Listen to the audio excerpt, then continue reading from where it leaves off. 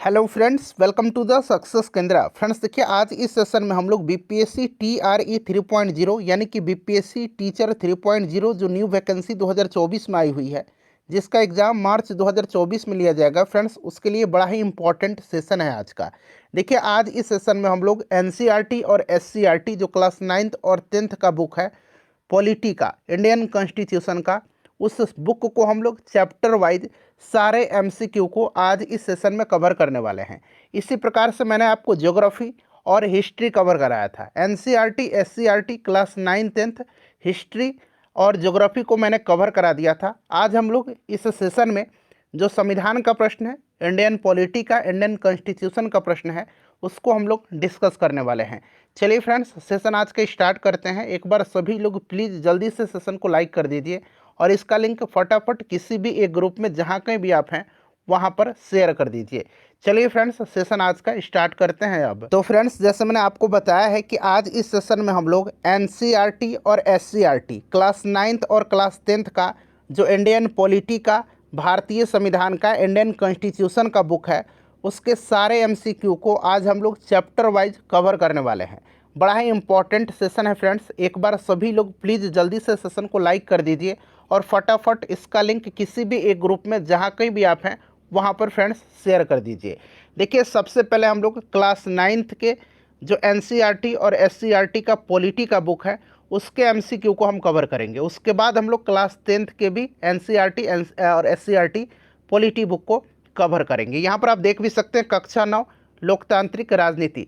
सबसे पहले class 9th के सारे प्रश्नों को हम लोग कवर कर लेंगे, उसके बाद क्लास 10th का। चलिए स्टार्ट करते हैं। थोड़ा सा मैं जूम कर देता हूं ताकि प्रश्न आपको स्पष्ट रूप से दिखाई दे। देखिए, पहला अध्याय है लोकतंत्र का क्रमिक विकास, और पहला प्रश्न ही देखिए कितना महत्वपूर्ण है। पहला प्रश्न पढ़िए कि संयुक्त राष्ट्र का मुख्यालय कहाँ पर स्थित है। आंसर सभी लोगों को कमेंट करना है। और इससे पहले इसी प्रकार से मैंने क्लास 9th और क्लास 10th का एनसीईआरटी और एससीईआरटी का जो हिस्ट्री है और ज्योग्राफी है उसको कवर कराया हुआ है। अगर आपने नहीं देखा है तो देखिए, लिंक डिस्क्रिप्शन में मिल जाएगा, कमेंट बॉक्स में भी मिल जाएगा, और जहां पर आप कमेंट टाइप कर रहे हैं लाइव चैट में, ऊपर देखिए वहां पर आपको दिख रहा होगा, वहां पर क्लिक करके सभी वीडियोज़ को देख लीजिएगा। देखिए, अगर हम बात करते हैं संयुक्त राष्ट्र के बारे में, तो देखिए 24 अक्टूबर 1945 को इसकी स्थापना हुई थी। 24 अक्टूबर 1945 को। इसीलिए प्रत्येक वर्ष जो है 24 अक्टूबर के दिन संयुक्त राष्ट्र दिवस मनाया जाता है। अगर आपसे पूछा जाए कि संयुक्त राष्ट्र दिवस कब मनाया जाता है, तो याद रखिएगा 24 अक्टूबर के दिन। हेडक्वार्टर इसका कहाँ पर है, मुख्यालय? तो फ्रेंड्स, इसका मुख्यालय न्यूयॉर्क में है। ठीक है, और इसके महासचिव जो हैं, सेक्रेटरी जनरल, ये वर्तमान में एंटोनियो गुटेरस हैं। तो इन सारे पॉइंट्स को आप ध्यान रखिएगा।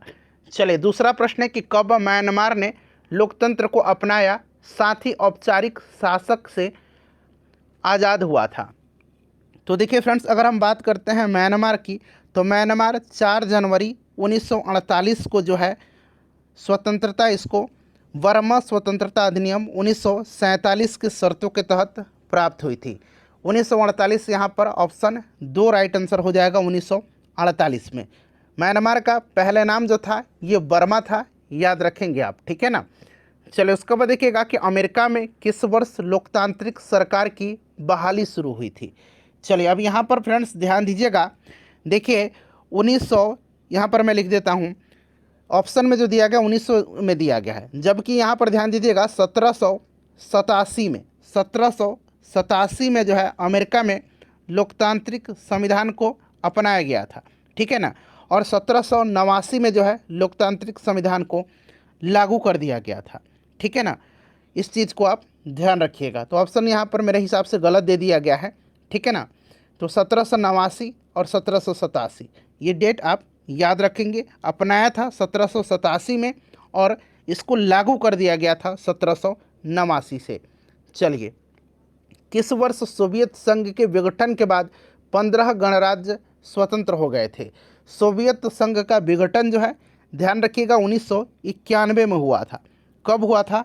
तो 1991 में। इस चीज़ को आप ध्यान रखिएगा, ठीक है ना। तो यहाँ पर देखिए, उसके विघटन के बाद 15 गणराज्य स्वतंत्र हो गए थे। ऑप्शन नंबर यहाँ पर 2 राइट आंसर हो जाएगा। ये बड़ा ही इंपॉर्टेंट है, आप ज़रूर याद रखिएगा। सोवियत संघ का विघटन जो हुआ था ये 1991 में हुआ था।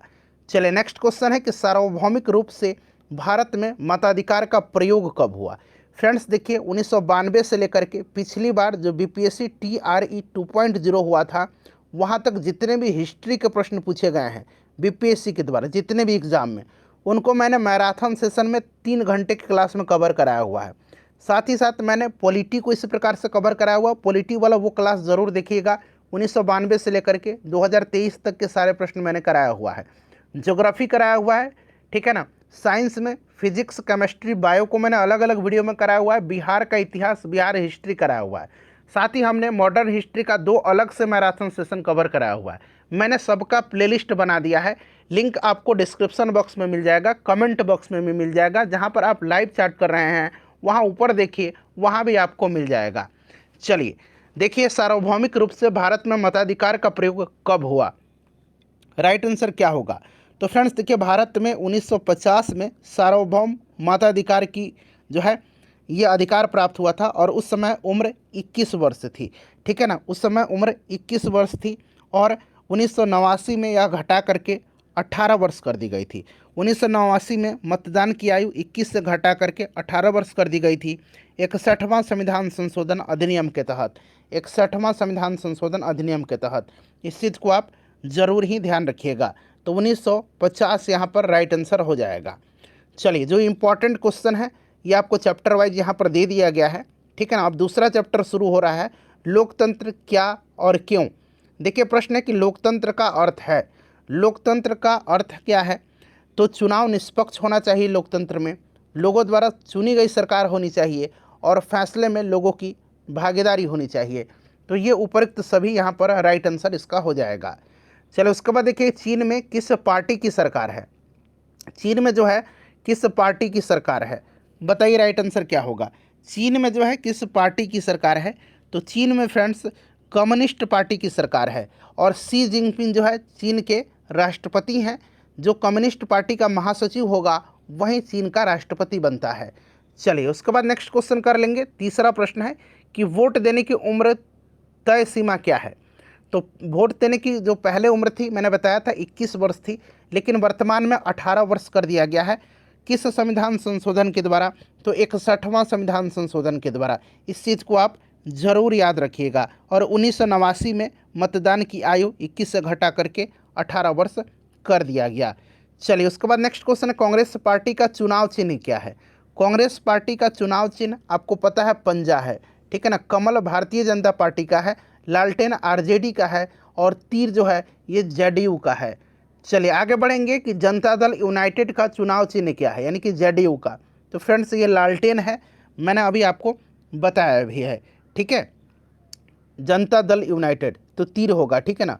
आरजेडी का, राष्ट्रीय जनता दल का आपका लालटेन होगा, ठीक है। चलिए आरजेडी का लालटेन मैंने आपको बताया भी था। चलिए नेक्स्ट क्वेश्चन कर लेंगे। अगला प्रश्न हमारा कि चीन में भयंकर अकाल कब पड़ा था। चीन में भयंकर अकाल जो है कब पड़ा था। चीन में भयंकर अकाल जो पड़ा था फ्रेंड्स, यह पड़ा था 1958 में। 1958 में जो है 1958 और 61 के बीच में चीन में खराब मौसम, सरकार की गलत नीति, इन सब के चलते वहाँ पर भीषण अकाल पड़ा था। इम्पॉर्टेंट क्वेश्चन है, ध्यान रखिएगा। देखिए भारत में आपातकाल पहली बार कब लगाया गया था। भारत में आपातकाल जो है पहली बार कब लगाया गया था। चलिए बताइएगा राइट आंसर क्या हो जाएगा। भारत में आपातकाल पहली बार कब लगाया गया था। सभी लोग आंसर कमेंट करिएगा, सभी लोग आंसर कमेंट करेंगे। चलिए बताइए राइट आंसर इसका क्या हो जाएगा। तो देखिए भारत में जो है आपातकाल पहली बार लगाया गया था कब। तो राइट आंसर इसका हो जाएगा आपका ऑप्शन नंबर यहाँ पर 4 1975 में, ठीक है ना। 1975 यहाँ पर करेक्ट आंसर हो जाएगा, ठीक है ना फ्रेंड्स। 1975 यहाँ पर राइट आंसर हो जाएगा। चलिए उसके बाद देखिए आगे इसके बारे में मैं डिटेल में आपको बताने वाला हूँ, चिंता मत करिए। भारतीय संविधान को निम्नलिखित में से कब अंगीकृत किया गया था। संविधान को अंगीकृत किया गया था कब। तो फ्रेंड्स ध्यान रखेंगे ये अंगीकृत किया गया था 26 नवंबर 1949 को, और प्रत्येक वर्ष 26 नवंबर को क्या मनाया जाता है, संविधान दिवस मनाया जाता है। चलिए उसके बाद देखिए संविधान सभा ने भारत के संविधान को कब स्वीकृत किया था। तो फ्रेंड्स ये स्वीकृत किया था, अंगीकृत किया था 26 नवंबर 1949 को, ठीक है। चलिए नेक्स्ट चैप्टर हमारा आ गया तीसरा अध्याय संविधान निर्माण। प्रश्न है कि रंगभेद नीति से तात्पर्य क्या है। रंगभेद नीति से तात्पर्य क्या है, चलिए बताइएगा। रंगभेद नीति से तात्पर्य है, बताइए, श्वेत लोगों से, अश्वेत लोगों से, अछूतों से या पंडितों से। तो ये अश्वेत लोगों से जो भेदभाव होता था। चलिए उसके बाद देखिएगा अगला प्रश्न कि रंगभेद नीति के खिलाफ आवाज़ उठाने के कारण नेल्सन मंडेला कुल कितने वर्ष जेल में कैद रहे थे। नेल्सन मंडेला देखिए 1964 में जो है इनको आजीवन कारावास की सज़ा सुनाई गई और 1990 में ये कारावास से इनको रिहाई मिली थी। और इस प्रकार से देखा जाए तो ये 27 वर्षों तक जो है जेल में रहे थे, ठीक है ना। और 1990 में इम्पॉर्टेंट पॉइंट है, इनको भारत रत्न से सम्मानित भी किया गया था। तो 27 वर्ष आप याद रखिएगा, ठीक है ना। यहाँ 28 दिया गया, 27 वर्ष आप 27-28 याद रखिएगा, ठीक है ना। चले, किसने व्यक्त की कि भारत का संविधान भारतीयों की इच्छा ही अनुसार ही होगा। तो देखिए फ्रेंड्स, अगर हम बात करते हैं इसका आंसर, तो महात्मा गांधी ने संविधान के निर्माण के वक्त कहा था कि संविधान में हर भारतीय की इच्छा झलकेगी। तो ये महात्मा गांधी राइट आंसर इसका हो जाएगा। उसके बाद चलिएगा, किस संविधान संशोधन में मतदान के लिए उम्र सीमा 21 वर्ष से घटा करके 18 वर्ष कर दी गई। तो अभी मैंने सभी कुछ आपको डिटेल में बताया है ना कि 1989 में जो है मतदान की सीमा 21 वर्ष से घटा करके 18 वर्ष कर दी गई थी, ठीक है। 61वां संविधान संशोधन के तहत ये किया गया था, ध्यान रखिएगा। चलिए, यंग इंडिया पत्रिका कब प्रकाशित हुई। यंग इंडिया पत्रिका जो है ये कब प्रकाशित हुई, बताइए, राइट आंसर इसका क्या होगा। तो फ्रेंड्स, यंग इंडिया पत्रिका प्रकाशित हुई थी 1931, यहाँ पर राइट आंसर हो जाएगा, ठीक है ना। चलिए अगला प्रश्न है कि संविधान लिखते वक्त संविधान सभा में मौजूद सदस्यों की संख्या कितनी थी। संविधान लिखते वक्त संविधान सभा में मौजूद सदस्यों की संख्या कितनी थी। तो सदस्यों की संख्या जो थी फ्रेंड्स, ये ध्यान रखिएगा, 299 थी।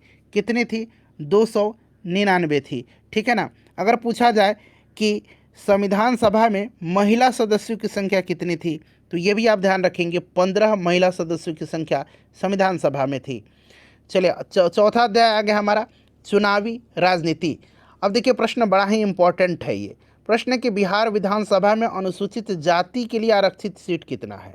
बिहार विधानसभा में टोटल 243 सीटें हैं, ध्यान रखिएगा, जिसमें से 38 सीट जो है ये अनुसूचित जाति के लिए रिजर्व है और 2 सीट जो है अनुसूचित जनजाति के लिए रिजर्व है।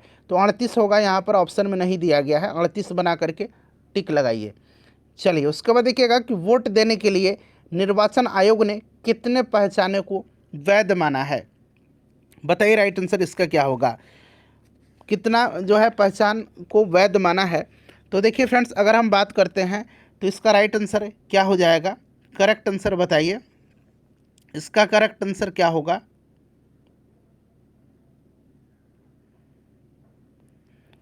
तो फ्रेंड्स देखिए यहाँ पर जो राइट आंसर होगा वो आपका 12 हो जाएगा, ठीक है ना, 12 करेक्ट आंसर हो जाएगा।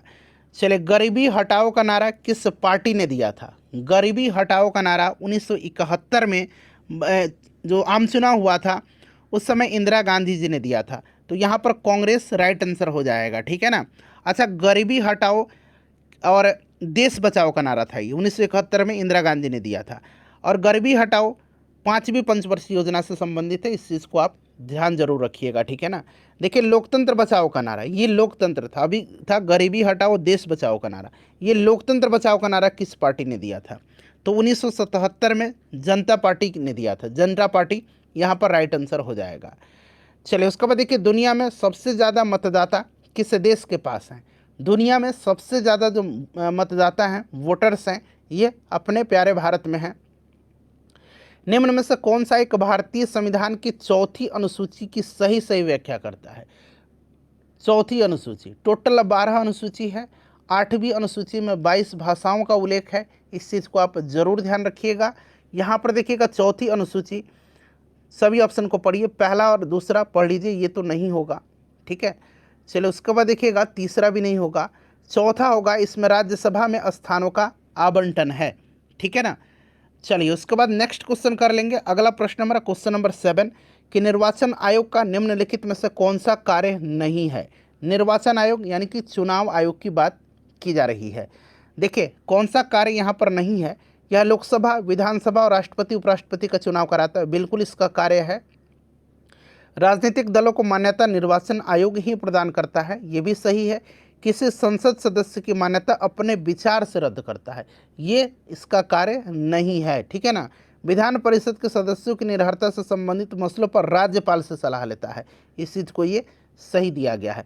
तो पूछा गया सही नहीं है, यहाँ पर कार्य नहीं है, तो आपका यहाँ पर ऑप्शन 3 राइट आंसर हो जाएगा।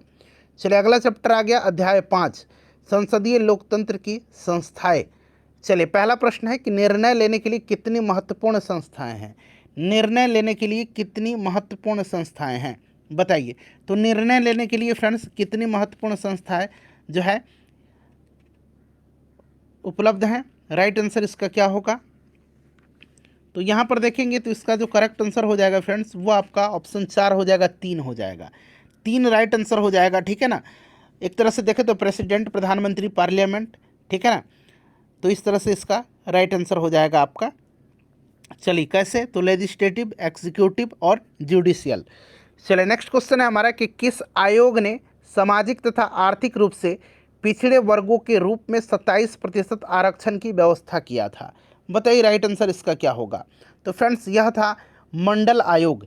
मंडल कमीशन का गठन 1979 में जो है सामाजिक या शैक्षिक रूप से पिछड़े वर्ग की पहचान के उद्देश्य से किया गया। इस आयोग का नेतृत्व भारतीय सांसद बीपी मंडल के द्वारा किया गया था।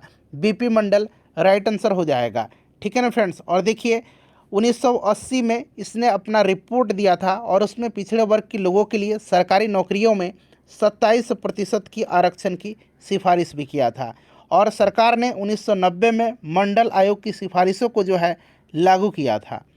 चलिए नेक्स्ट क्वेश्चन कर लेंगे फ्रेंड्स। अगला प्रश्न है कि किस संविधान संशोधन के तहत राष्ट्रपति मंत्रिपरिषद की सिफारिश को पुनर्विचार के लिए एक बार वापस कर सकता है, इसका करेक्ट आंसर क्या हो जाएगा, इसका राइट आंसर क्या हो जाएगा। तो फ्रेंड्स ये आपका 44वां संविधान संशोधन है, ठीक है ना, जो कि 1978 में हुआ था। और 44वां संविधान संशोधन से आपको एक चीज़ याद रखना है कि इसके द्वारा जो आपका संपत्ति का अधिकार था मौलिक अधिकार की सूची में, उसको हटा करके विधिक अधिकार की सूची में रखा गया है, यानी कि कानूनी अधिकार की सूची में। 42वां संविधान संशोधन के बारे में मैंने आपको ऑलरेडी बताया था, इसको जो है मिनी कॉन्स्टिट्यूशन यानी कि लघु संविधान भी कहा जाता है। व्यापक जो है 1976 में हुआ था, व्यापक परिवर्तन किया गया था इसके तहत। देखिए अमेरिका में सांसद को क्या कहा जाता है, संसद यहाँ बना लीजिए, संसद, सांसद नहीं, संसद को क्या कहा जाता है। तो देखिए अमेरिका की बात करते हैं तो कांग्रेस, अमेरिकी कांग्रेस कहा जाता है, यानी कि कांग्रेस यहाँ पर राइट आंसर हो जाएगा, ठीक है ना, अमेरिकी कांग्रेस कहते हैं। और सीनेट और हाउस ऑफ रिप्रेजेंटेटिव्स, इसके 2 सदन हैं, कौन कौन से, तो एक सीनेट है और दूसरा हाउस ऑफ रिप्रेजेंटेटिव्स है। चलिए उसके बाद देखिएगा कि प्रथम सदन के रूप में किसे कहा जाता है, प्रथम सदन, ठीक है ना, प्रथम सदन के रूप में, या निचला सदन कहिए, या लोकप्रिय सदन, या आपका लोकसभा है। लोकसभा यहाँ पर राइट आंसर हो जाएगा, ठीक है ना। चलिए और हमारी जो संविधान है, हमारी संसद जो है ये बनी किससे किससे मिल करके, संसद बनी है हमारी लोकसभा, राज्यसभा और राष्ट्रपति से। देखिए भारत की राज्य व्यवस्था से संबंधित निम्नलिखित कथनों पर विचार करें और यहाँ से आपको उपरोक्त में से कौन सा कथन असत्य है यानी कि गलत है, यह आपको बताने हैं। चलिए सभी ऑप्शन को फ्रेंड्स पढ़ेंगे यहाँ पर, फिर राइट आंसर आपको बताना है। चलिए बताइए। तो यहाँ पर देखिएगा राष्ट्रपति राष्ट्रीय अध्यक्ष होता है और औपचारिक रूप से देश का सबसे बड़ा अधिकारी भी होता है, ठीक है। प्रधानमंत्री सरकार का प्रमुख होता है और दरअसल सरकार की ओर से अधिकांश अधिकारों का इस्तेमाल करता है। तो यहाँ पर आप देखेंगे तो ये बिल्कुल जो है यहाँ पर सही दिया गया है, ठीक है ना। चलिए उसका असत्य कथन पूछ रहा है, इस चीज़ को ध्यान रखिएगा, नीचे मैं आपको दिखा देता हूँ कौन सा कथन असत्य है। तो 2 तो आपका सही हो गया, ठीक है ना। अब देखिए तीसरा है राष्ट्रपति द्वारा मंत्रिपरिषद की नियुक्ति स्वेच्छा से की जाती है, नहीं, प्रधानमंत्री की सलाह पर, ठीक है ना। तो ये तो गलत हो गया। और लोकसभा और राज्यसभा दोनों से मिलकर के संसद बनी है, तो अभी मैंने बताया था राज्यसभा, लोकसभा और राष्ट्रपति से मिलकर के, तो ये भी गलत हो गया। तो इस तरह से इसमें असत्य कथन जो है आपका 3 और 4 है। चलिए उसी प्रकार से यहाँ पर देखिएगा कि कथन दिया गया है भारत का राष्ट्रपति संसद का अभिन्न अंग होता है, बिल्कुल ये सही दिया गया है। दूसरा स्टेटमेंट कह रहा है कि राष्ट्रपति का लोकसभा और राज्यसभा दोनों सदनों में किसी एक सदन का सदस्य होना अनिवार्य है। गलत है, किसी भी सदन का अनिवार्य नहीं है। हाँ, लेकिन लोकसभा का जो सदस्य बनने की योग्यता होनी चाहिए उसके पास। तो केवल एक यहाँ पर जो है क्या पूछ रहा है, कौन सा कथन असत्य है, तो दूसरा असत्य है। पहला तो मैंने सत्य बता दिया था, दूसरा आपका असत्य है। ठीक है ना। चलिए फिर से देखिए, बड़ा प्रश्न है कि राष्ट्रपति के संबंधित कथनों पर विचार कीजिए और असत्य कथन चुनिए। क्वेश्चन नंबर 8, राइट आंसर इसका क्या होगा बताइए। तो यहाँ पर देखेंगे तो संसद के दोनों सदनों के साथ साथ राष्ट्रपति संसद का अभिन्न अंग है, बिल्कुल सही है। राष्ट्रपति प्रतिवर्ष प्रथम सत्र तथा प्रत्येक आम चुनाव के पश्चात पृथक रूप से दोनों सदनों के सदस्यों को संबोधित करता है। पृथक रूप से जो है ये आपका गलत दिया गया है। ठीक है ना, पृथक रूप से नहीं। राष्ट्रपति का अध्यादेश जारी करने की शक्ति संसद की, ये सही दिया गया स्टेटमेंट। ठीक है, अनुच्छेद 123 के तहत राष्ट्रपति अध्यादेश जारी करता है, ये भी स्टेटमेंट सही दिया गया है। तो गलत पूछा गया था, तो आपका दूसरा यहाँ पर राइट आंसर हो जाएगा। चलिए उसके बाद देखिएगा कि निम्नलिखित में से कौन वीटो शक्ति भारत के राष्ट्रपति द्वारा धारण नहीं की जाती है। वीटो शक्ति, वीटो पावर पूछ रहा है। तो वीटो पावर जो है विशेषित वीटो, इसका राइट आंसर हो जाएगा। विशेषित वीटो का प्रयोग जो है ये अमेरिकी राष्ट्रपति के द्वारा किया जाता है। और आपको याद होगा कि जब ज्ञानी जैल सिंह राष्ट्रपति थे, ज्ञानी जैल सिंह, ठीक है ना, तो उन्होंने जो है 1986 में भारतीय डाक संशोधन विधेयक के खिलाफ पहली बार पॉकेट वीटो का प्रयोग किया था। चलिए नेक्स्ट चैप्टर आ गया, छठा, लोकतांत्रिक अधिकार। अब चलिए प्रश्न पढ़िएगा कि भारत में सबसे पहले मौलिक अधिकार का सवाल किसने उठाया था, किस राजनेता ने उठाया था, ये प्रश्न बनता है। तो सबसे पहले जो है भारत में मौलिक अधिकार का सवाल उठाया था किसने, बाल गंगाधर तिलक ने। स्वराज मेरा जन्मसिद्ध अधिकार है और मैं इसे लेकर के रहूँगा, यह स्टेटमेंट इन्हीं का है। ठीक है ना। चलिए उसके बाद नेक्स्ट क्वेश्चन करेंगे कि शिक्षा के अधिकार को मौलिक अधिकार कब बनाया गया। शिक्षा का जो अधिकार है उसको मौलिक अधिकार कब बनाया गया, राइट आंसर कमेंट करिए। तो फ्रेंड्स देखिए, ये जो 86वां 86th कॉन्स्टिट्यूशनल अमेंडमेंट यानी कि 86वां संविधान संशोधन जो हुआ था 2002 में, ठीक है ना, 2002 में, इसी के तहत संविधान के भाग 3 में मौलिक अधिकार के तहत इसको अनुच्छेद 21A में शामिल किया गया, 21 क में। 2002 यहाँ पर राइट आंसर हो जाएगा। और 21A के अंतर्गत 6 से 14 वर्ष के बच्चों के लिए शिक्षा का अधिकार को एक मौलिक अधिकार बना दिया गया था।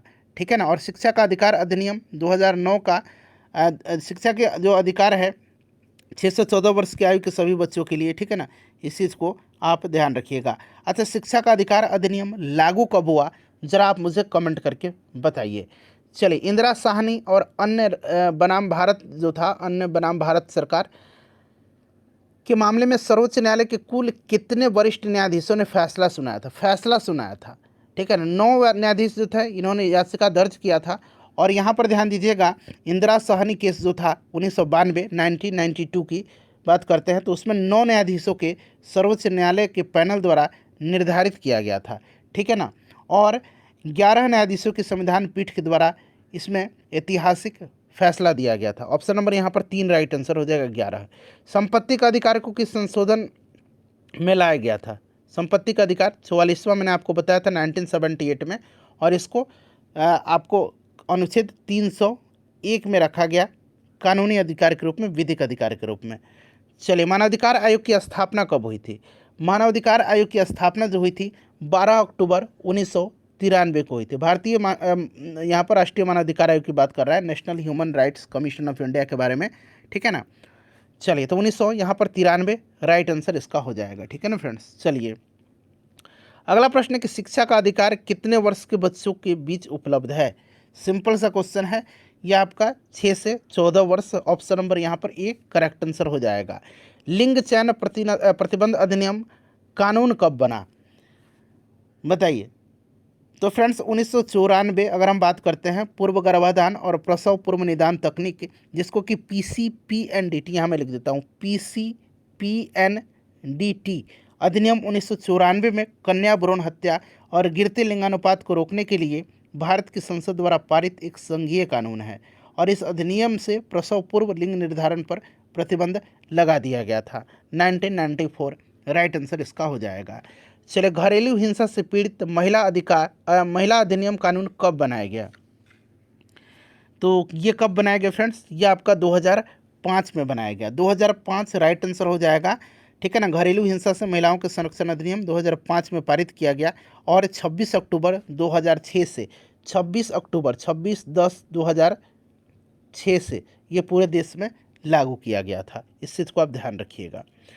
चलिए, सूचना का अधिकार के लिए लिखित आवेदन शुल्क के रूप में कितना रुपया जमा करना होता है? सूचना का अधिकार अधिनियम की धारा 6(1) के अंतर्गत प्राप्त की जाने वाली सूचना के अनुरोध के साथ 10 रुपये के आवेदन शुल्क का होना जरूरी होता है। तो 10 रुपया यहाँ पर राइट आंसर हो जाएगा। देखिए, अधिकार प्रेक्षालेख ये क्या है? एक तरह का रिट है। क्या है? एक तरह का यह रिट है, ठीक है ना। और आपको पता है 5 प्रकार की रिट जो है सुप्रीम कोर्ट जारी करता है। कौन कौन सा रिट है ये? तो एक बंदी प्रत्यक्षीकरण है, परमादेश है, निषेध है, उसके बाद आपका एक क्वो वारंटो जिसको हम लोग बोलते हैं, ठीक है ना। यहाँ पर आप देख लीजिएगा, तो ये अधिकार परीक्षा है। अधिकार परीक्षा है। अधिकार परीक्षा क्या है? तो अधिकार परीक्षा यानी कि क्वो वारंटो, तो यहाँ पर किसी व्यक्ति की नियुक्ति कानून के अनुसार नहीं हुआ हो तब, ठीक है ना। तो ऑप्शन नंबर यहाँ पर 4 राइट आंसर इसका हो जाएगा, ठीक है ना। 4 यहाँ पर राइट आंसर हो जाएगा। चलिए, इसे न्यायालय द्वारा किसी व्यक्ति द्वारा सार्वजनिक कार्य में दायर अपने दावे की जांच के लिए जो है ये आपका होता है।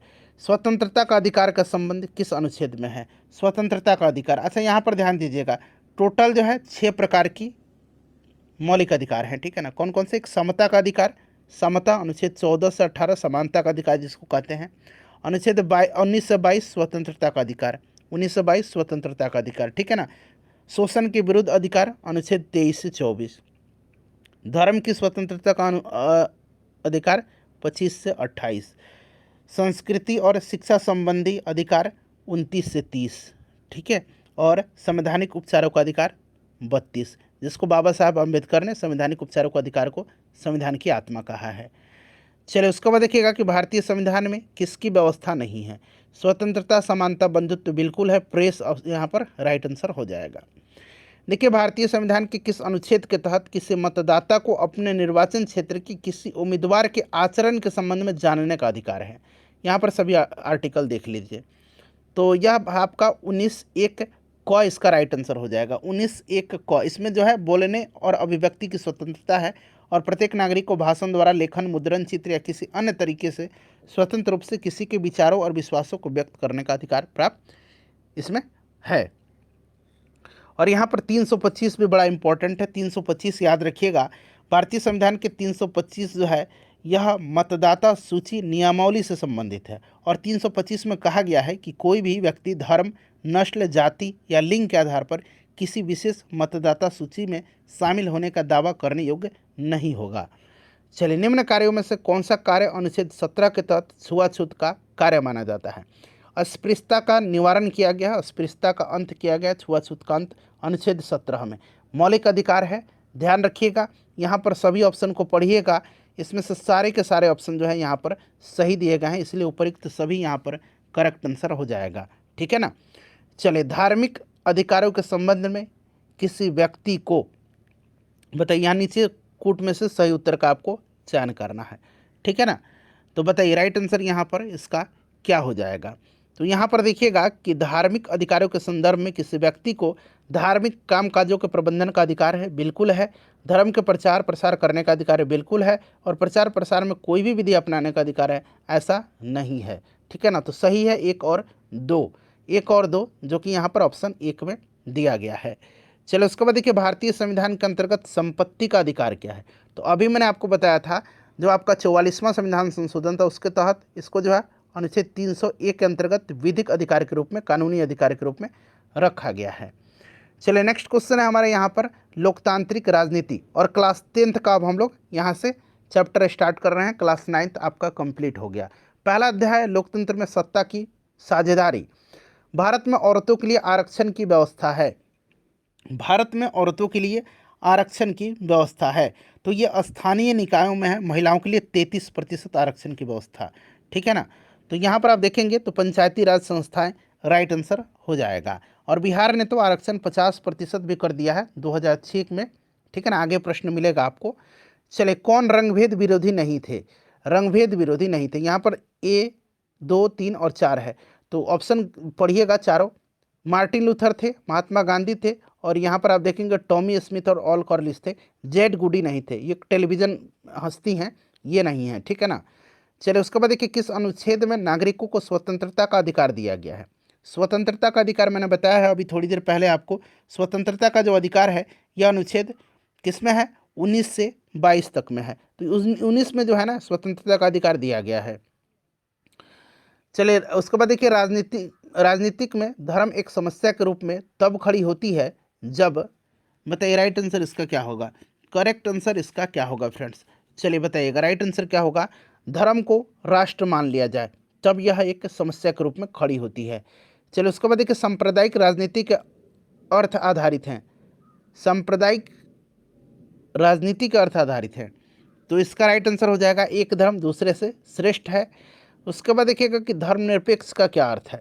धर्मनिरपेक्ष का अर्थ क्या है, तो किसी धर्म से नहीं है, भारत में धर्मनिरपेक्षता है, ठीक है ना, यानी किसी धर्म को हम लोग ऐसा नहीं है कि यहाँ पर सुपेरियरिटी देते हैं।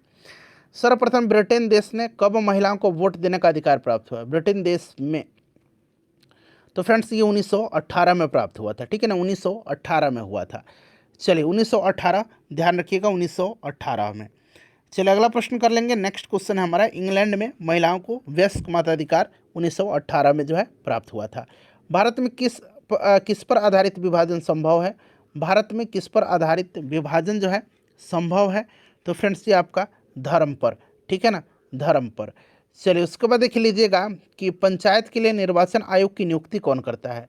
पंचायत के लिए निर्वाचन, पंचायत चुनाव के लिए तो ये जिम्मेवारी राज्य सरकार की होती है, और ये कार्य जो करता है ये कौन करता है, तो ये राज्यपाल करेगा। देखिए नगरीय शासन व्यवस्था को कब और किस संशोधन में मान्यता दी गई थी। नगरीय शासन व्यवस्था, नगरीय शासन व्यवस्था यानी कि आप कह सकते हैं कि जो पंचायती राज तो आपकी ग्रामीण हो गई ना, तो नगरीय है तो ये आपका 74वां है। उसके बाद पंचायती राज 73वां था, संवैधानिक दर्जा इसको दिया गया था, और इसको 74वां यहाँ पर राइट आंसर हो जाएगा, ठीक है ना। चलिए फ्रेंड्स आगे बढ़ेंगे, अगला प्रश्न कर लेंगे।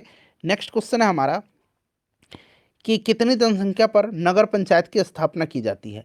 कितनी जनसंख्या पर नगर पंचायत की स्थापना की जाती है, नगर पंचायत की स्थापना, ठीक है ना। बताइए राइट आंसर इसका क्या होगा,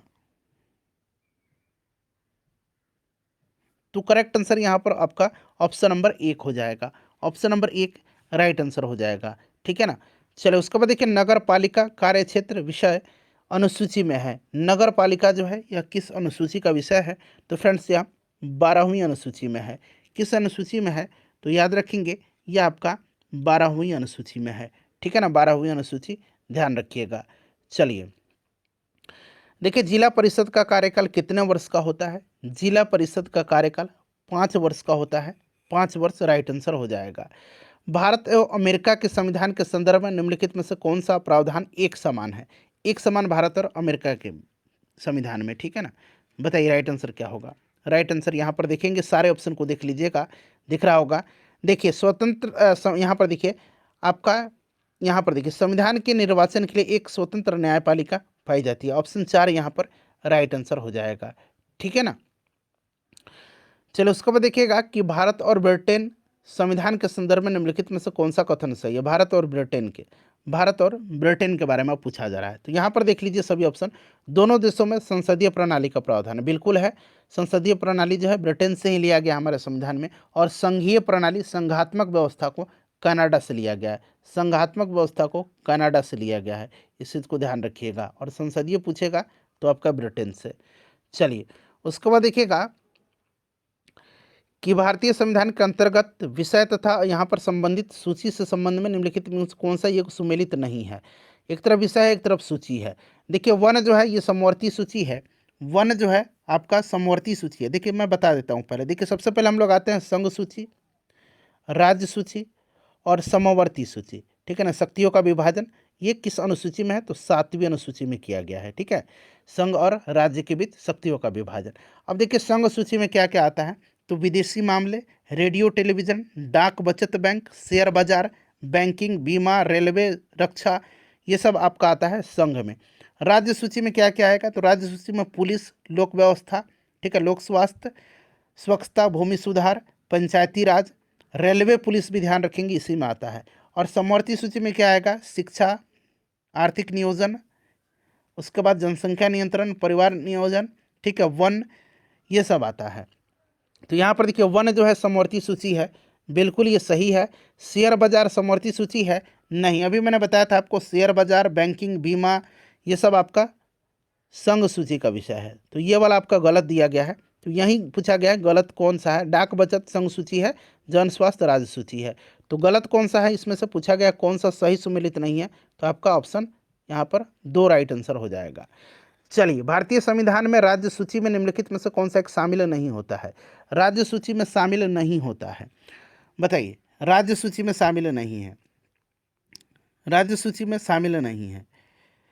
तो इसमें से आपका हो जाएगा राज्य सूची में क्या क्या मैंने बताया था आपको। कानून और व्यवस्था, बिल्कुल जो है लोक व्यवस्था है, पुलिस भी है, कारागार भी है इसमें, ठीक है ना।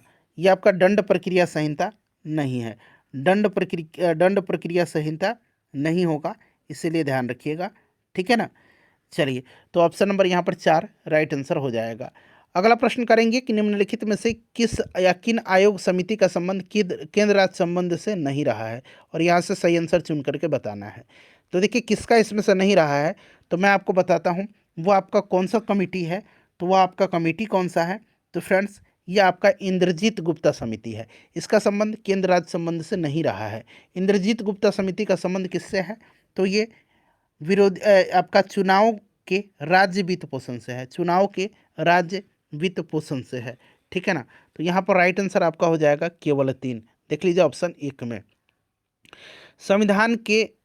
संविधान में उपबंध के संदर्भ में निम्नलिखित में से कौन सा कथन सही नहीं है? जूम कर देता हूँ, आपको दिखाई देगा।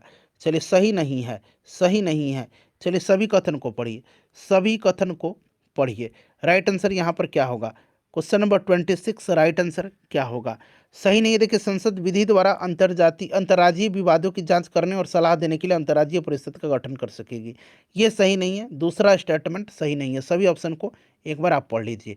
देखिए, भारत के संघ लोक सेवा आयोग के विषय में निम्नलिखित में से कौन सा कथन सही है? कौन सा कथन सही है? तो यहाँ पर आप देखेंगे इसमें से दूसरा कथन सही दिया गया है, इसका राज्य लोक सेवा आयोग से कोई लेना देना नहीं होता है। चलिए अगला प्रश्न कर लेंगे 28 नंबर की, निम्नलिखित में से किस एक के अनुमोदन से किसी राज्य लोक सेवा आयोग के कार्यों को संघ लोक सेवा आयोग को सौंपा जा सकता है? तो फ्रेंड्स, ये आपका राइट आंसर हो जाएगा इसमें से भारत के राष्ट्रपति। दूसरा अध्याय आ गया सत्ता में साझेदारी की कार्य प्रणाली, ठीक है ना। चलिए प्रश्न पढ़िएगा कि संघ राज्य की विशेषता नहीं है। संघ राज्य की विशेषता की अगर बात करते हैं तो आपका सबसे पहले संविधान की सर्वोच्चता, संविधान की सर्वोच्चता, लिखित संविधान, शक्तियों का विभाजन, स्वतंत्र न्यायपालिका, देखिए सर्वोच्च न्यायपालिका दिया गया, स्वतंत्र न्यायपालिका, और दोहरी शासन व्यवस्था। तो यहाँ पर इकहरी दिया गया है, यही नहीं है। ऑप्शन 3 राइट आंसर हो जाएगा। संघ सरकार का उदाहरण है, संघ सरकार का उदाहरण है। राइट आंसर इसमें से बताइए क्या होगा? संघ सरकार का उदाहरण है, बताइए फ्रेंड्स, करेक्ट आंसर क्या होगा?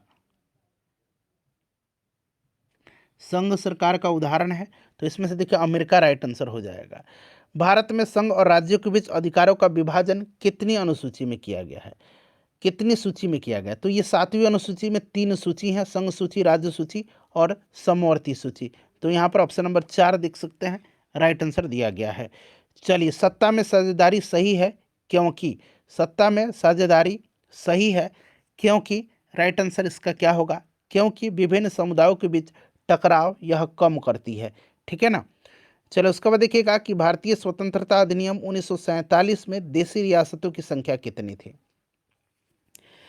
तो देशी रियासतों की संख्या की अगर हम बात करते हैं तो उस समय आपके 565 देशी रियासत थे, ठीक है ना। 565 थे, जिनमें से 3 देशी रियासत हैदराबाद, जूनागढ़ और कश्मीर को छोड़ करके 562 जो थे ये स्वेच्छा से भारत संघ में मिल गए थे। तो 565 कहीं कहीं आपको मिलेगा, कहीं कहीं आपको 562 भी मिलेगा, ठीक है ना। इस चीज़ को ध्यान रखिएगा। आप 565 बना लीजिए और 5 में जो बोल रहा हूँ उसको ध्यान रखिएगा। 565 और 562 ध्यान रखिएगा, ठीक है ना। 565 थी, 3 मैंने आपको बता भी दिया था, ठीक है। तो इतने आपके देशी रियासत की संख्या थी। कितने मिले थे? तो 562 मिल गए थे स्वेच्छा से। चलो उसके बाद देखिएगा कि विदेश नीति, संचार साधन, मुद्रा, बैंकिंग इत्यादि विषय जो है इस पर बनाने का अधिकार, कानून बनाने का अधिकार किसका है? तो इस पर कानून बनाने का अधिकार जो है फ्रेंड्स ये आपका केंद्र का है, ठीक है ना, केंद्र का है। विदेश नीति, संचार साधन, मुद्रा बैंकिंग, ये सब आपका संघ सूची के विषय हैं। चलिए, स्थानीय महत्व के विषय जैसे जेल, स्वास्थ्य, शिक्षा और पुलिस को किस सूची में रखा गया है? तो मैंने बताया था ना, स्वास्थ्य वगैरह ये आता है आपका राज्य सूची में। एक मिनट देख लेते हैं इसका आंसर क्या होगा। तो यहाँ पर जो राइट आंसर होगा फ्रेंड्स वो आपका हो जाएगा राज्य सूची में, ठीक है ना, सही है। चलिए, सोवियत संघ का विघटन कब हुआ था? मैंने बताया था ना, याद रखिएगा, सोवियत संघ का विघटन हुआ था आपका 1991 में। हालांकि ये 1989 में ही टूट चुके थे, लेकिन आपकी जो अगर बात करें ऑफिशियली 1991 में ये विघटित हुए थे। 1991 आप याद रखिएगा। देखिए, किस राज्य के सीमाओं के अस्थायित्व, किसी राज्य के सीमाओं के अस्थायित्व पर किसका नियंत्रण होता है? तो फ्रेंड्स यह नियंत्रण जो संसद का होता है, यानी कि सरकार का होता है। ऑप्शन नंबर यहाँ पर 2 राइट आंसर हो जाएगा। देखिए, भारतीय संविधान के किस अनुच्छेद में भाषा को रखा गया है? भाषा को रखा गया, ये प्रश्न तो मुझे समझ में ही नहीं आ रहा है। वैसे तो मैंने पढ़ा है कि भाग 17 में जो है भाषा है, अनुच्छेद 343 से 351 तक में राजभाषा से संबंधित उपबंध किया गया है, ठीक है ना। तो मेरे ख्याल से ये आपका किस भाग में होना चाहिए, और ये 17 होगा यहाँ पर मेरे ख्याल से आंसर, ठीक है। और 22 भाषाओं का उल्लेख है 8वीं अनुसूची में। चलिए, भारत की आत्मा गांव में बसती, यह किसने कहा है? यह स्टेटमेंट किसका है? तो ये महात्मा गांधी जी का है। पंचायती राज अधिनियम किस अनुच्छेद में रखा गया है? तो अनुच्छेद जो है आपको पता है 243, याद रखिएगा, ठीक है। चलिए, उसके बाद देखिए, बिहार में पंचायती राज का स्तरीय स्वरूप क्या है? तो त्रिस्तरीय है ना, त्रिस्तरीय यहाँ पर राइट आंसर हो जाएगा। बलवंत राय मेहता कमेटी आपको याद होगा, उसी की सिफारिश पर जो 1959 में 2 अक्टूबर के दिन पंचायती राज का शुभारंभ राजस्थान के नागौर से प्रधानमंत्री पंडित जवाहरलाल नेहरू ने किया था। बिहार पंचायती राज अधिनियम में कब से 50% आरक्षण का महिलाओं के लिए? मैंने बताया था ना, आगे मैं आपको बताऊंगा। 2006 राइट आंसर हो जाएगा। देखिए, ग्राम सभा की बैठक 1 वर्ष में कितनी बार होगी? तो वैसे होनी तो चाहिए ये 2 बार, ठीक है ना, होनी तो चाहिए 2 बार। क्लियर? चलिए, तो 2 बार यहाँ पर राइट आंसर हो जाएगा। 2 बार होनी चाहिए, लेकिन वैसे सामान्यतः 4 बार बैठक होती है, ठीक है, तो होनी चाहिए 2 बार। न्याय मित्र किसके कार्यों में सहयोग देता है? न्याय मित्र जो है किसके कार्यों में सहयोग देता है? बताइए राइट आंसर क्या होगा? न्याय मित्र किसके कार्यों में सहयोग देता है? करेक्ट आंसर इसका क्या होगा? तो ये सरपंच करेक्ट आंसर हो जाएगा, सरपंच राइट आंसर हो जाएगा, ठीक है ना। चलिए, उसके बाद देखिएगा कि ग्राम कचहरी के कार्यों में सहयोग कौन कर देता है? तो ये न्याय सचिव है। चलिए, अगला प्रश्न है, अगला चैप्टर आ गया, और लोकतंत्र में प्रतिस्पर्धा और संघर्ष। वर्ष 1975 में भारतीय राजनीति किस लिए जानी जाती है? तो मैंने बताया था ना कि आपको आपातकाल जो है 1975 से 1977, 25 जून 1975 से 21 मार्च 1977 तक 21 महीने की अवधि तक भारत में आपातकाल घोषित किया गया था, ठीक है। और उस समय राष्ट्रपति फखरुद्दीन अली अहमद थे और प्रधानमंत्री इंदिरा गांधी जी थी। अनुच्छेद 352 के अधीन आपातकाल की घोषणा किया गया था। इस चीज़ को आप ध्यान रखिएगा, ठीक है ना। तो यहाँ पर देखिए, देश के अंदर आपातकाल लागू हुआ था। इनमें से कौन राष्ट्रीय दल है? अच्छा, ये बड़ा महत्वपूर्ण प्रश्न है। वर्तमान में राष्ट्रीय दलों की संख्या 6 हो गई है। आम आदमी पार्टी को राष्ट्रीय पार्टी का दर्जा दे दिया गया है। तो देखिए, पार्टी है जनता party, Bharatiya Janata party, Congress 2 party हो गई, भारतीय कम्युनिस्ट पार्टी, मार्क्सवादी 3 हो गई, आम आदमी पार्टी 4, बहुजन समाज पार्टी 5 और नेशनल पीपुल्स पार्टी 6। इस चीज़ को ध्यान रखिएगा आप, ठीक है, भारतीय जनता पार्टी। चलिए, नेक्स्ट क्वेश्चन कर लेंगे। अगला प्रश्न है हमारा, भारतीय जनता पार्टी यहाँ पर दिया गया, देखिए भारतीय जनता पार्टी, अभी ऑप्शन नंबर यहाँ पर 4 राइट आंसर होगा, ठीक है ना।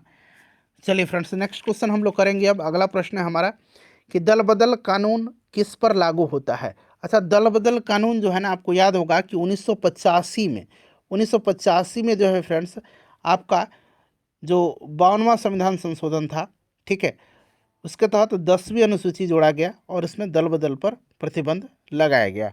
तो यहाँ पर राइट आंसर हो जाएगा सांसद एवं विधायक पर।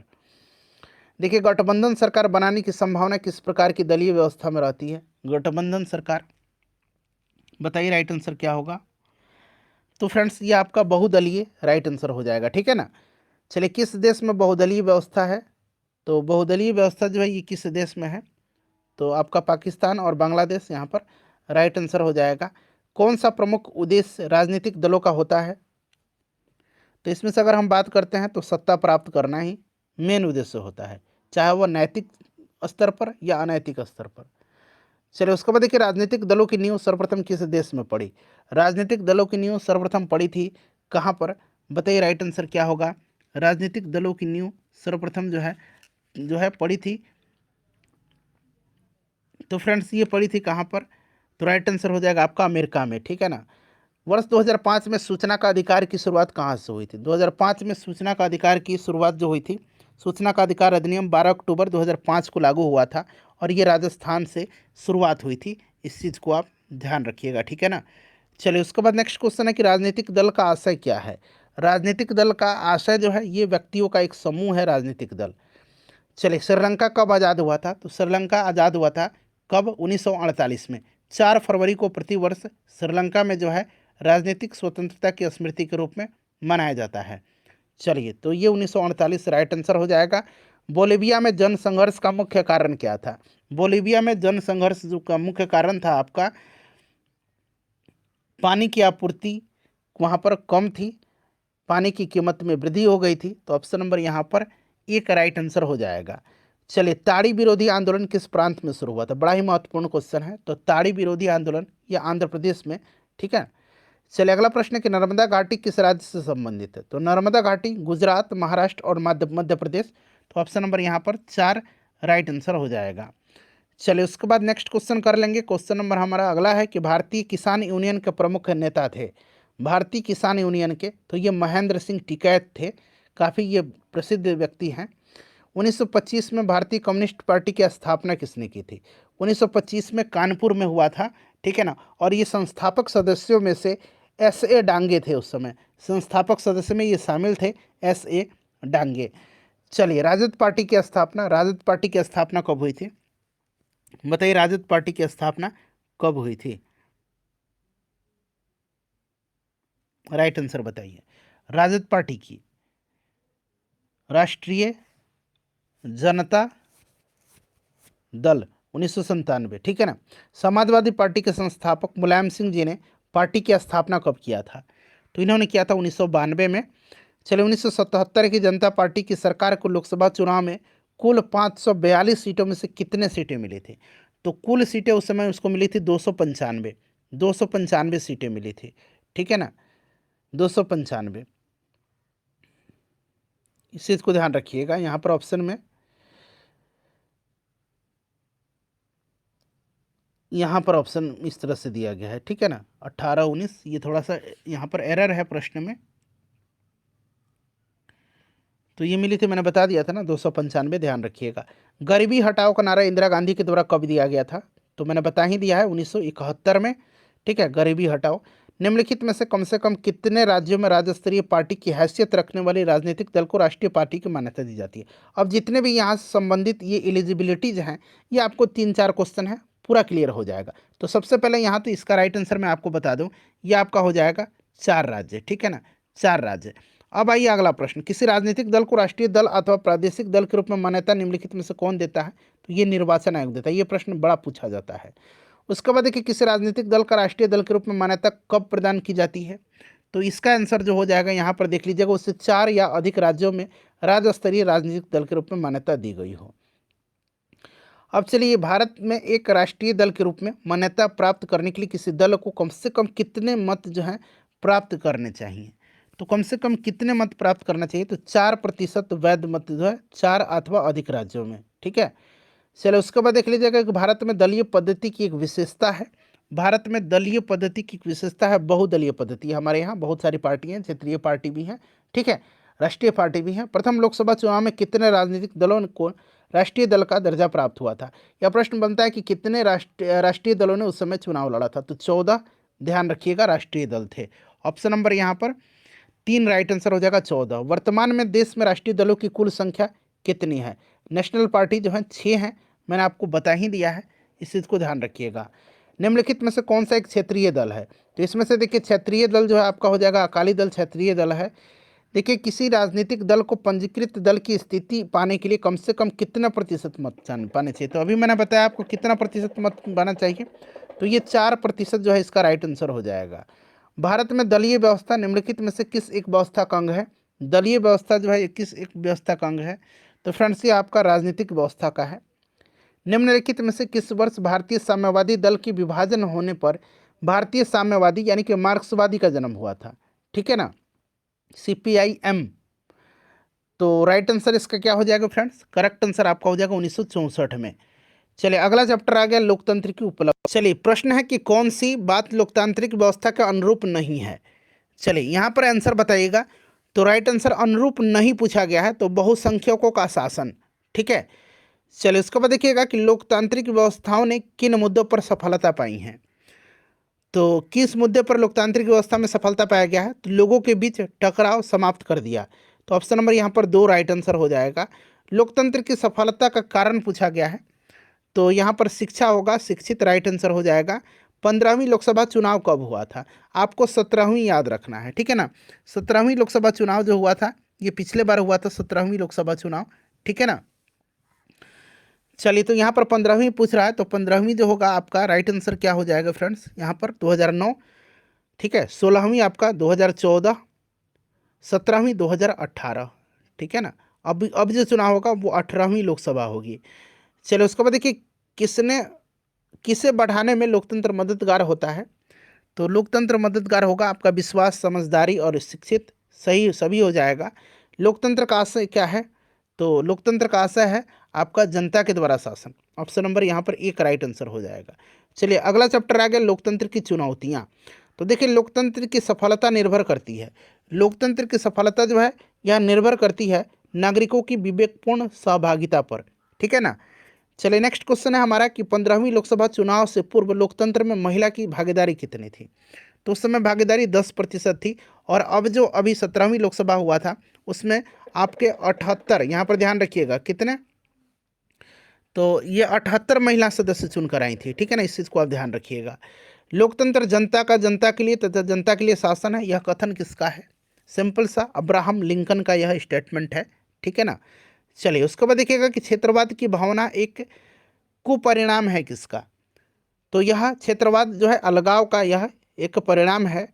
उसके बाद देखिए 15वीं लोकसभा चुनाव में यूपीए द्वारा सीटों पर विजय पाया गया था। तो अभी 17वीं में कितना सीट मिला था कांग्रेस को? तो 17वीं में जो मिला था वो आपको 52 सीट मिला था। इस चीज़ को आप ध्यान रखिए, इस तरह के प्रश्न नहीं ही पूछे जाएंगे। चलिए वैसे इसका आंसर बुक में इसमें दिया जो गया है मैं बता देता हूँ आपको, 265। भारतीय लोकतंत्र किस प्रकार का है? तो भारतीय लोकतंत्र जो है ये किस प्रकार का है? तो ये प्रतिनिधियात्मक है, इसमें से अगर देखा जाए तो प्रतिनिधियात्मक है, ठीक है ना। चलिए अगला प्रश्न है कि किसने कहा था कि कार्यपालिका में ऊर्जा होनी चाहिए? तो विधायिका में दूरदर्शिता, जबकि न्यायपालिका में सत्य के प्रति निष्ठा और संयम होना चाहिए। यह स्टेटमेंट बड़ा ही पॉपुलर है, यह स्टेटमेंट अलेक्जेंडर हैमिल्टन का है, ठीक है ना। चलिए राजनीतिक सुधार से क्या तात्पर्य है? राजनीतिक सुधार से तात्पर्य है लोकतंत्र की विभिन्न चुनौतियों के बारे में सभी सुझाव या प्रस्ताव लोकतांत्रिक सुधार या राजनीतिक सुधार कहे जाते हैं। तो यहाँ पर दूसरा ही सही दे दिया गया है, ठीक है ना। लोकतंत्र की परिभाषा या अर्थ बताएं। लोकतंत्र की परिभाषा, तो लोकतंत्र का मतलब है लोकतंत्र शासन का वह स्वरूप होता है जिसमें लोग अपने शासकों का चुनाव करते हैं, यही तो लोकतंत्र है ना। तो पहला ही सही हो गया इसका राइट आंसर। एक अच्छे लोकतंत्र को किस प्रकार परिभाषित किया जा सकता है? बताइए, एक अच्छे लोकतंत्र को किस प्रकार से परिभाषित किया जा सकता है? तो एक अच्छे लोकतंत्र में शासक को जनता चुने और जनता की भावनाओं और आकांक्षाओं के अनुरूप शासक काम करे, ठीक है ना। तो यही पहला ही यहाँ पर सही दिया गया, आप सभी पढ़ लीजिएगा। चलिए लोकतांत्रिक सुधारों को किस प्रकार लागू किया जा सकता है? लोकतांत्रिक सुधारों को लागू किया जा सकता है, लोकतांत्रिक सुधारों को कानून और विभिन्न नीतियों या फॉर्मूले से लागू किया जा सकता है। तो यहाँ पर देखिए पहला ही यहाँ पर सही दिया गया है, पढ़ लीजिए सभी को। दुनिया के कितने भागों में लोकतांत्रिक शासन नहीं है? तो दुनिया के अभी भी जो है आपके लगभग 1/4 भाग में लोकतांत्रिक शासन नहीं है। चुनौती किसे कहते हैं? चुनौती किसे कहते हैं? तो विभिन्न तरह की मुश्किलें, ऑप्शन यहाँ पर 2 राइट आंसर हो जाएगा। विस्तार की चुनौती से आप क्या समझते हैं? विस्तार की चुनौती से आप क्या समझते हैं? यहाँ पर सभी ऑप्शन को पढ़िए, और यहाँ पर उपयुक्त सभी इसका आंसर है, यानी कि सारे स्टेटमेंट सही हुए हैं, ठीक है ना। चलिए तो उपयुक्त सभी होगा। 15 नंबर क्वेश्चन है कि लोकतंत्र की एक चुनौती का उल्लेख करें। फ्रेंड्स इतने अच्छे अच्छे कंटेंट मैं आपको उपलब्ध करा रहा हूँ, प्लीज़ सेशन को लाइक ज़रूर करें और इसको फ्रेंड्स शेयर ज़रूर करिएगा। मैं आपसे बीच में नहीं बोलता हूँ ताकि आपको डिस्टर्बेंस हो, आपका ये दायित्व है कि सेशन को लाइक करें। आपका लाइक ही हमें मोटिवेट करता है। सो प्लीज़ लाइक करिए और ज़्यादा से ज़्यादा ग्रुप्स में इसको शेयर करिए। तो देखिए, लोकतंत्र की एक चुनौती का उल्लेख करें तो यहाँ पर आपका हो जाएगा बुनियादी आधार बनने की चुनौती, जैसे सेना का नियंत्रण समाप्त करना। ठीक है ना, तो यहाँ पर 2 राइट आंसर होगा। देखिए, लोकतंत्र के विस्तार की चुनौती का एक उदाहरण है। बताइए राइट आंसर क्या होगा। तो महिलाओं और अल्पसंख्यकों की भागीदारी सुनिश्चित करना। ठीक है ना। चलिए उसके बाद देखिएगा, ये आखिरी क्वेश्चन है, लोकतंत्र को मजबूत करने की चुनौती का एक उदाहरण है। तो इसमें से आपका संस्थाओं की कार्यपद्धति को सुधारना। ठीक है ना। सेशन को लाइक करिए, इसको शेयर करिए।